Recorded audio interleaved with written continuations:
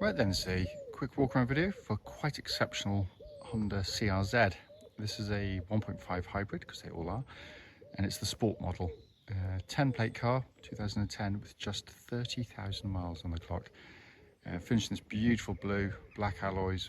The car is in stunning condition. I've said it a million times on these videos, these cars, unblemished like this almost, you know, set for classic status and at some point in their life, because it is such a unique little car. Front of it really clean, bonnet and bumper there, hardly a stone chip anywhere to be seen. Coming down the near side first, passenger side, and it is mirror smooth and such interesting lines at every angle. This car looks fantastic. Near side front alloy, pretty much unmarked there. Panel work, exceptionally clean. It's literally just been washed off, not even polished it, and it's got that lovely natural gleam to it. Camera in the back, and this is where it really reminds me of the Mark II CRX, which I've got one of in my collection. It's not just one of these marketing things, it really does have that presence. Again, all incredibly clean back here. Offside, driver's side, as with the near side, pretty much blemish free there. Can't see any obvious indentations jumping out at me. So rear alloy, again like the others, fantastic. Front alloy is lovely. You don't have to look hard to find anything, any note on that car. It's stunning.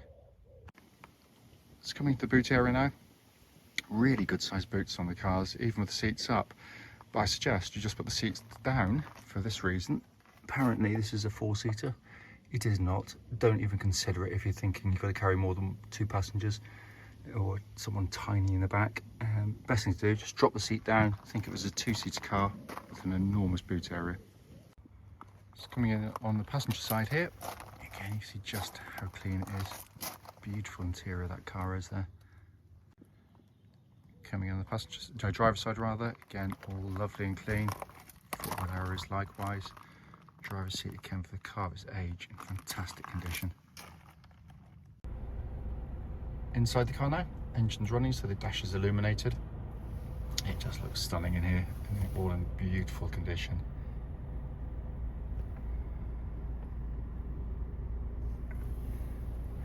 Come up to the main dash binnacle.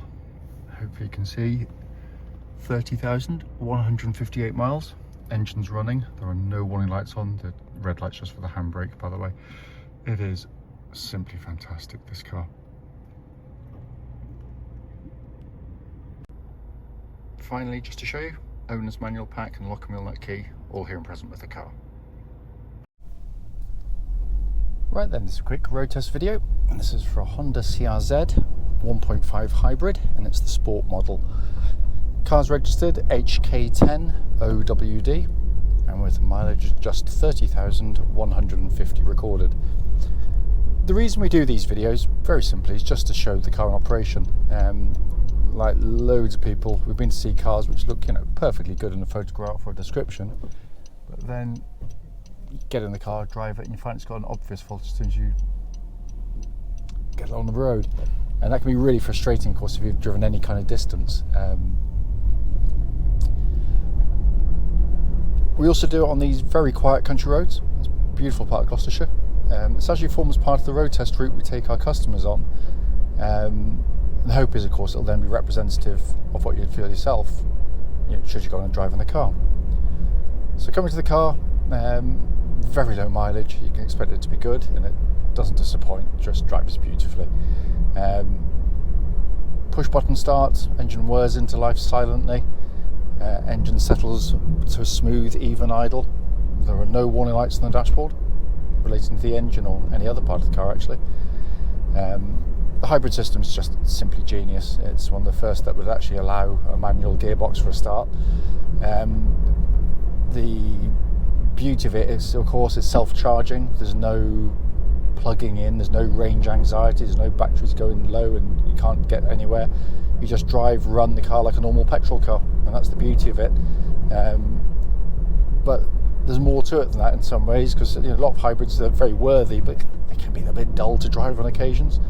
This is the absolute opposite, because it's mated to another lovely 4-cylinder engine from Honda. They do these absolutely brilliantly. So when you do put your foot down, you've got the battery to back that up, but you put your foot down and you get that lovely, very muted intake noise from the engine. It sings sweetly round, all the way around to its red line. It's a lovely unit, really, really is. Cam chain driven, so no cam belts to have to worry about. You can operate the engine in 3 modes: normal, econ and sport. And you've got the buttons on the side here, nice and close to your hand. Currently in normal, push it into econ and it feels more sluggish. It's obviously going to be better on fuel.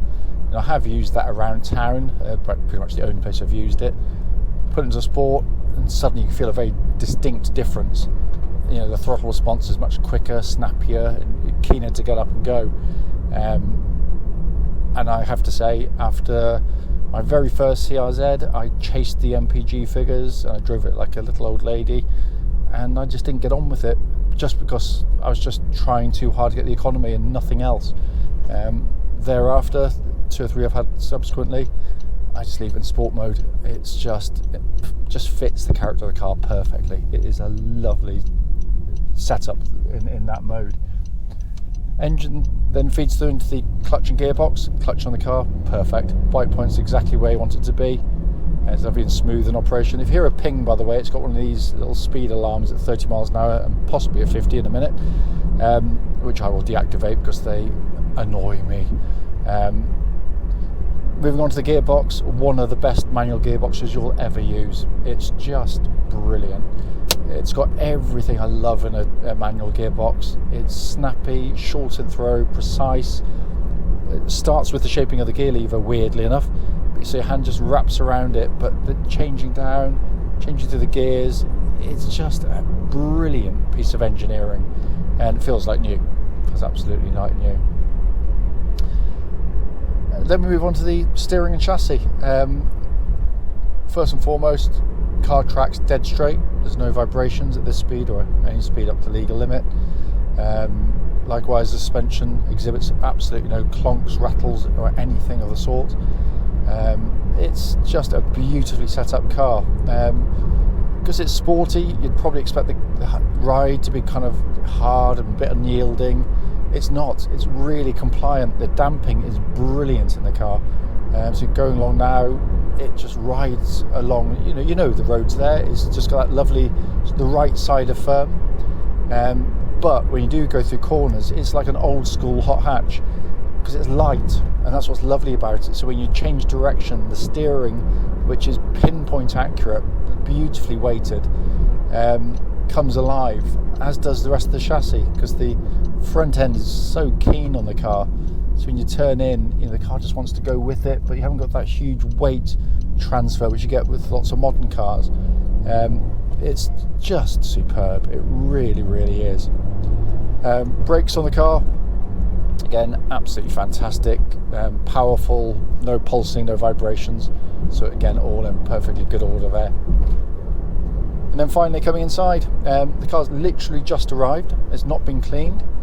It pretty much doesn't need cleaning. It's so clean in here. It's beautifully built, but it's just such a charming place to sit and drive a car.